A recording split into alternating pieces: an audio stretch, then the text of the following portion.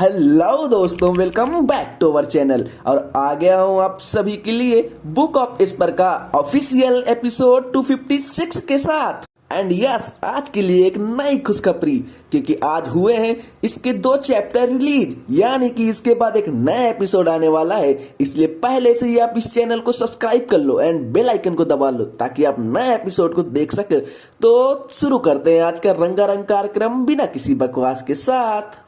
जैसा कि हमने पिछले एपिसोड में देखा था, एल्डरली वहां पर आ गए थे और वो सैन डोंग को देख करके सरप्राइज हो जाते हैं। और उससे भी ज्यादा तो तब सरप्राइज हो जाते हैं जब सैन डोंग कहता है कि मैं बटलर जू फैन का बेटा हूं। अब आगे जैसे ही हमारे एल्डरली को पता चलता है कि सैन डोंग जू फैन का बेटा है, वह इसको कंफर्म करने के लिए वहां से तुरंत उड़ करके जू फैन के पास जाता है और फिर वहां से वापस आता है और इस सभी एल्डर्स को बताता है कि एल्डर जू फैन ने हम सभी को अंदर बुलाया है और हाँ, लिटिल प्रिंस सैन डोंग को भी अंदर बुलाया है। और जैसे यह बात हमारी यंग मिस सुनती है, उनको यह यकीन हो जाता है क्या यह जू फैन का सच में ही बेटा है।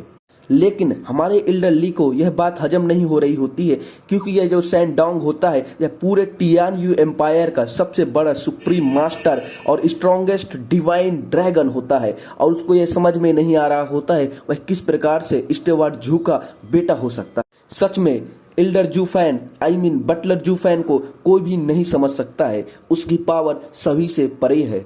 वही एक ऐसा व्यक्ति है जो इस प्रकार के मिरेकल्स को क्रिएट कर सकता है।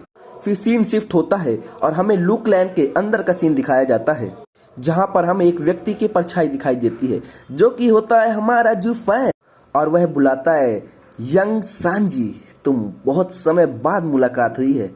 आखिरकार तुम अपने डैड से मिलने वापस आ ही गए। और हम लिटिल सैन डोंग को देखते हैं जो वहां से जंप मारते हुए डैड के ऊपर आता है और ट्रांसफॉर्म होकर के अपना लिटिल वाला रूप ले लेता है। यार आप बताइएगा, आपको ये बड़ा वाला सैन डोंग पसंद है कि छोटा वाला? मेरे को तो यार छोटा वाला बहुत प्यारा लगता है। और आप कमेंट करिए आपको कौन सा अच्छा लगता है। और हम देखते हैं कि वह सैन डोंग कूद करके हमारे जू फैन के गोदी में आ जाता है। लेकिन जैसे वो देखता है कि हमारे जू फैन के पास उसका हाथ नहीं है, उसका दिमाग खराब हो जाता है और वो कहता है, डैड आप बताइए कि आपके साथ ये किसने हरकत की है, मुझे अभी बताइए, मैं कुछ समय बाद आता हूँ उसको जान से मार। तब हम जू फैन को देखते हैं जो कहता है कि लिटिल सैन डोंग, तुम्हें परेशान होने की जरूरत नहीं है, मैंने उस मैटर को पहले से ही सॉल्व कर लिया है, इसलिए तुम दिक्कत मत लो। और हाँ, तुम यहाँ पर क्या कर रहे हो? क्या इतनी सी ही बात है कि तुम मेरे से मिलने आए हो या फिर कोई और भी बात है?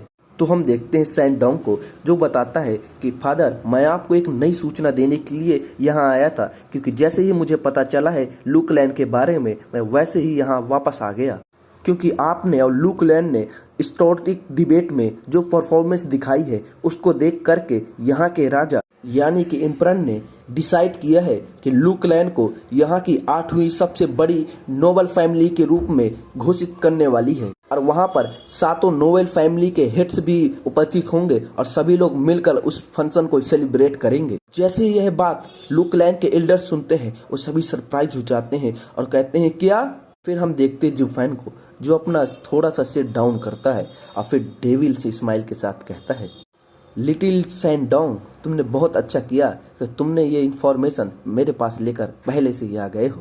और वो बात तो तुम छोड़ो, तुम ये बताओ कि तुम इंपीरियल फैमिली में तुम्हें उन लोगों ने कैसे ट्रीट किया? क्या वो लोग तुम्हें खाने के लिए दे रहे थे सब कुछ अच्छे से? तब हम देखते हैं सैन डोंग को जो मुंह बनाते हुए कहता है, फादर आप मुझे इस बात के लिए मत पूछो, वो सब हरामी लोगों ने केवल मेरे को फर्स्ट और सेकंड ग्रेड के ही इंग्रेडिएंट्स को खाने के लिए दिया है। और जब से आपने फादर मुझे हाई ग्रेड के इंग्रेडिएंट्स को खिलाया है, मुझे ये कचड़े के सामान लगने लगे हैं फर्स्ट और सेकंड ग्रेड के। तभी हम देखते हैं हमारा जू फैन एक नई जड़ी बूटी निकाल लेता है और कहता है, लिटिल सैन डोंग, ये तुम्हारे लिए है। तुम क्यों ऐसा नहीं करते हो कि तुम यहीं पर कुछ टाइम के लिए रुक जाओ और एक प्रिंस की भांति एक यहाँ का आनंद उठाओ? जैसे ही सैन डोंग उस जड़ी बूटियों को देखता है, वो कहता है, फादर ये तो 8th ग्रेड की इंग्रेडिएंट्स है, क्या ये सच में मेरे लिए? और तभी हम जू फैन को देखते हैं जो कि एक मैजिकल लाइन बोलता है। वो कहता है, ऑफ कोर्स जो मेरा है वो सब कुछ तो तुम्हारा ही है लिटिल।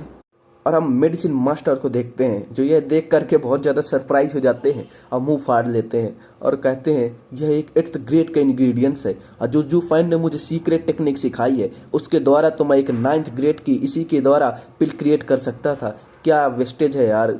8th ग्रेड के इंग्रेडिएंट्स की। तभी हम देखते हैं जूफैन को, जो कि हमारे ही मास्टर से कहते हैं, इल्डर यैन, मेरा बेटा कुछ टाइम के लिए यहाँ पर रुकने वाला है और उसको सबसे ज़्यादा इंग्रेडिएंट्स पसंद है और वह है 6 ग्रेड के नीचे के नहीं होने चाहिए। इसकी जिम्मेदारी तुम्हारे लिए, समझ में आया मेडिसिन मास्टर? तो हम देखते हैं मेडिसिन मास्टर को, वह रोते हुए कहता है यस स्टेवार्ड जू।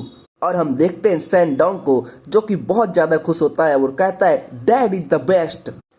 तभी हम देखते हैं जूफैन को, वो कहता है ऑल राइट, लेकिन लिटिल सैंजी, मुझे तुमको कुछ पूछना है। शायद तुम्हें उस बारे में एग्री ना होगे, लेकिन मैं तुमसे ज़रूर पूछना चाहता हूँ एक बार।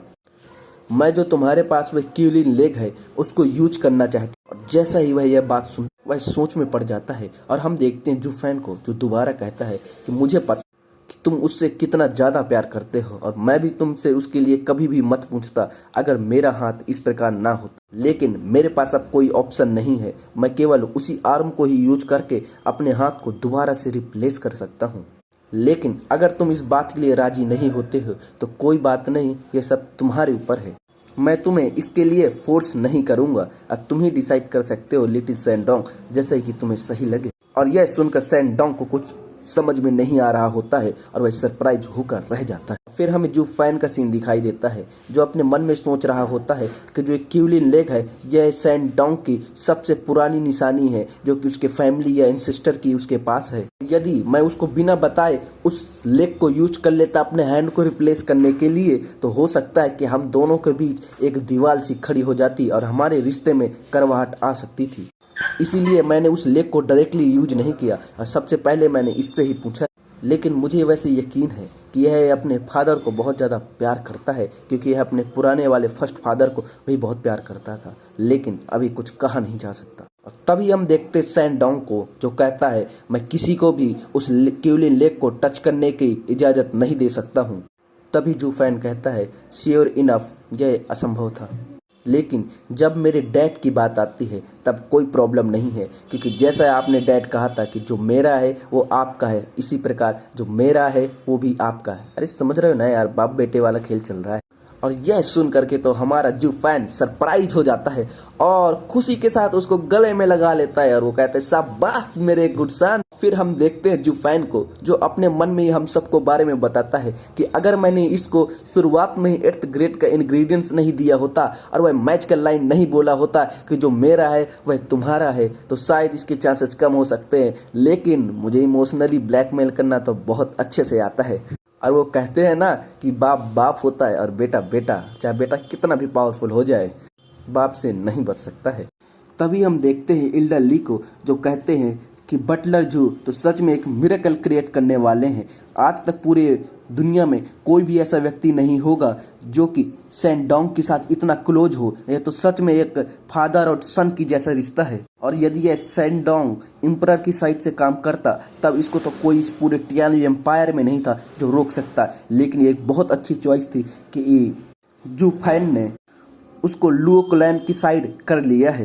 तभी हम देखते हैं यंग मिस का सीन, जो थोड़ा सा निराश भी होती है और थोड़ा सा खुश भी होती है। और वो कहती है फाइनली जूफैन अकेला नहीं रहेगा, उसके पास भी कोई आ गया है। इसके बाद सीन शिफ्ट होता है और हमें हाफ मंथ बाद का सीन दिखाया जाता है, जहाँ पर हम देखते हैं सैंडोंग लू क्लैन को लेफ्ट कर रहा होता है और वो कहता है बाय बाय डैड, मैं यहाँ से जा रहा हूँ। और वह अपनी पोतली में अपनी बैग में बहुत सारे इंग्रेडिएंट्स को भी लेकर जा रहा होता है। और हमें मेडिसिन मास्टर का सीन दिखाया जाता है, जो रो रहा होता है। वो कहता है फाइनली यह यहाँ से चला गया, यह लिटिल मॉन्स्टर अगर कुछ दिन और रुकता तो पूरे लू क्लैन के सारे इंग्रेडिएंट्स को खा जाता।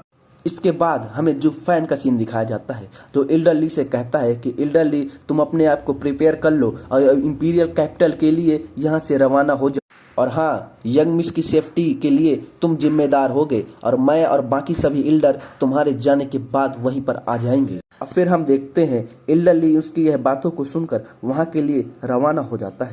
इसके बाद जूफैन बाकी सभी से कहता है कि चलो यहाँ से वापस चलो। और हमें लू क्लैन के अंदर का सीन दिखाया जाता है, जो कि होता है ब्लैक वाइंड माउंटेन में, जहाँ पर जूफैन सभी से कह रहा होता है कि मैं कुछ टाइम के लिए सेक्लूजन के लिए जा रहा हूँ, तो यह तुम्हारी जिम्मेदारी है कि तुम मुझे यहाँ प्रोटेक्ट करो और कोई भी अंदर आने के लिए अलाउड नहीं है, तो किसी को भी अंदर मत आने देना, यहाँ तक कि तुम भी मत आना। इतनी बात सुनकर सभी एल्डर्स कहते हैं यस मास्टर।